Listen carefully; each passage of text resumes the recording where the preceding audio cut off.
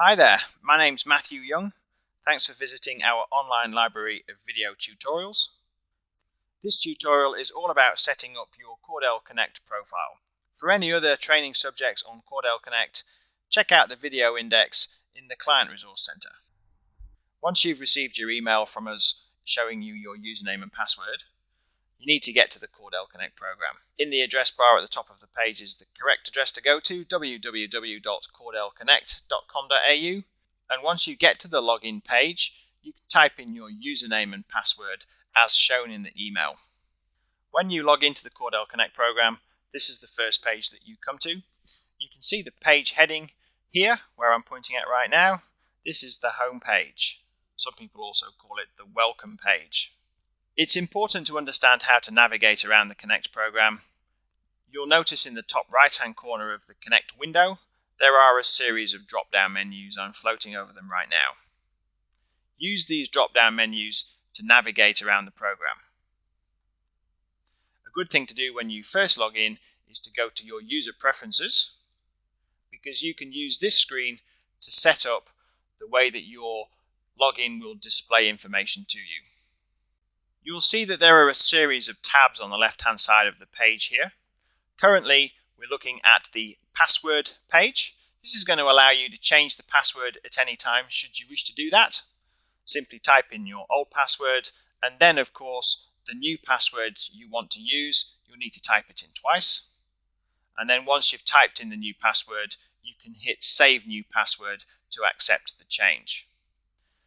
Also, underneath the Password tab is General Options. This is a particularly handy option because it's talking to you about the amount of projects you can see per page. It's also providing you the ability to link favorite searches to the home page for a shortcut. An example of changing the records per page here would be, for instance, to select 500. We'll leave the favorite searches for the moment and then hit Update. So now that we've changed the amount of records per page to 500, I'm going to suggest you then go to the Project Profile tab. The tab we're viewing here is showing you options that you can select that will display information in the projects that you can view. The options ticked are columns of information you'll see when you view lists of projects. So you can tick the items that you want to see. I would recommend that you tick all boxes except the bottom two. Also underneath here is a project default order selection. So you can choose the way the projects are actually displayed in a list of information.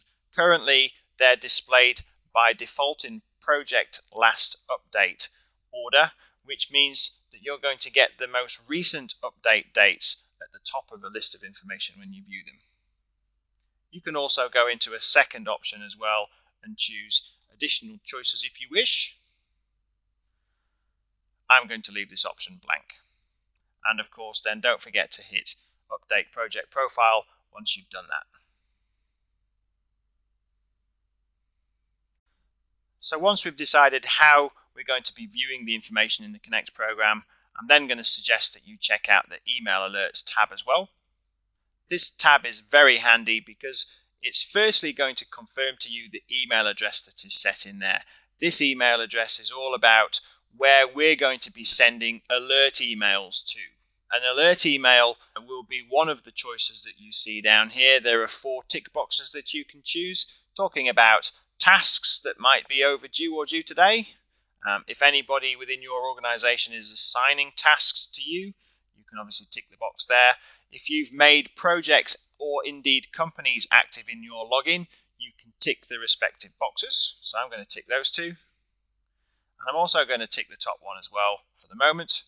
Now that I've chosen what type of email alerts I'd like to receive, we can then of course save that as well. The final tab that you see on the left-hand side of the page is the Subscription Details tab. Very handy for you, bearing in mind that this particular page is showing you the information that your organization is currently subscribing to. In this instance, my sales representative is customer support. Of course, in your particular case, it'll be showing you the name of the rep from our company who is your contact and their respective phone number. The bar below that indicates currently then we're viewing the profile for the company that I belong to. This is Reed Construction Data, and underneath here we can see the subscription information that I can get from my company, which is pretty much the entire database. If I wanted to look at myself, then I click User, go over to the Select User tab, go down to me, I'm New User.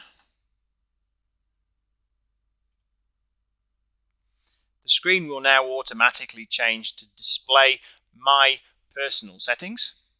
In this particular instance, you can see that I'm subscribing to the whole database as well. So now that we've identified how to set up our profile, it's now down to going into the Cordel Connect program and running some searches to get some information. Okay, so that's the end of this tutorial on this subject. Thanks for listening. Hopefully it was useful for you.